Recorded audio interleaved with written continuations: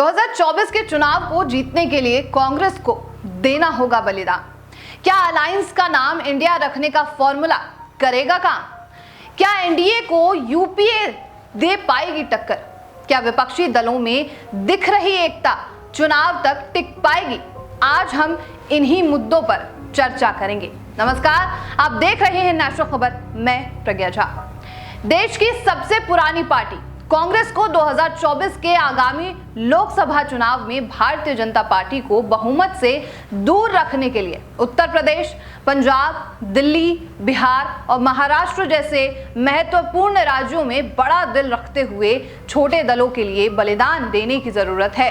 कांग्रेस अब तक 2 बड़ी विपक्षी बैठकें आयोजित करने में कामयाब रही है, एक बिहार में और दूसरी कर्नाटक में।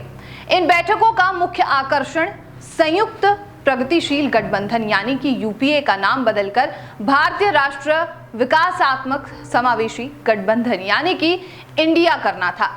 कांग्रेस 2019 के लोकसभा चुनाव में 421 सीटों पर लड़ी थी और 373 पर भाजपा से उसकी सीधी टक्कर थी। वहीं पर भाजपा ने 2019 का चुनाव 435 सीटों पर लड़ा था, जबकि बाकी सीटों पर उसके गठबंधन सहयोगियों ने चुनाव लड़ा था। पूर्व पार्टी प्रमुख राहुल गांधी द्वारा प्रधानमंत्री नरेंद्र मोदी के खिलाफ आक्रामक अभियान चलाने के बावजूद सबसे पुरानी पार्टी 2019 के लोकसभा चुनाव में सिर्फ 52 सीटें ही जीतने में सफल रही थी।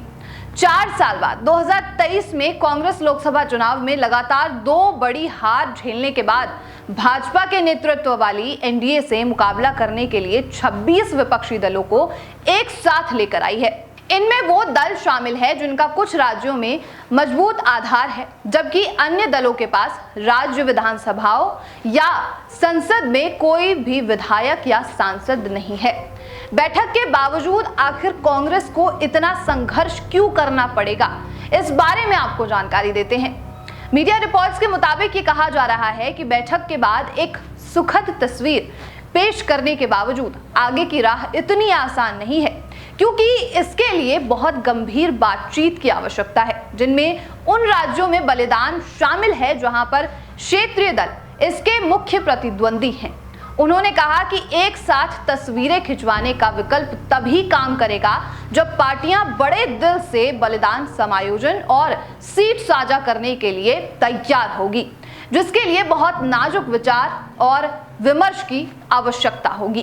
कांग्रेस के लिए आसान नहीं होगा बलिदान का राह। राजनीतिक रूप से 6 महत्वपूर्ण राज्य हैं: उत्तर प्रदेश, बिहार, मध्य प्रदेश, राजस्थान, पश्चिम बंगाल, महाराष्ट्र में बातचीत को संतुलित करने की जरूरत है। ये राज्य लोकसभा में 280 से अधिक सांसद भेजते हैं। इनमें से अधिकांश राज्यों में विपक्षी दल यानी कि विशेष रूप से जो क्षेत्रीय दलों की अपनी मजबूत उपस्थिति है, जहां कांग्रेस मुख्य प्रतिद्वंदी पार्टी में से एक है।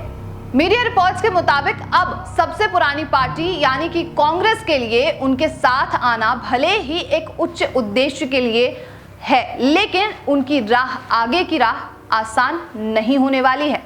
तो 2024 के चुनाव को लेकर अभी अलायंस का नाम जो इंडिया रखा है उसको लेकर काफी ज्यादा वाद विवाद छिड़ा हुआ है और कांग्रेस को हर राज्य में कुछ ना कुछ बलिदान देना होगा और छोटी पार्टियों को जगह देनी होगी राज्य में।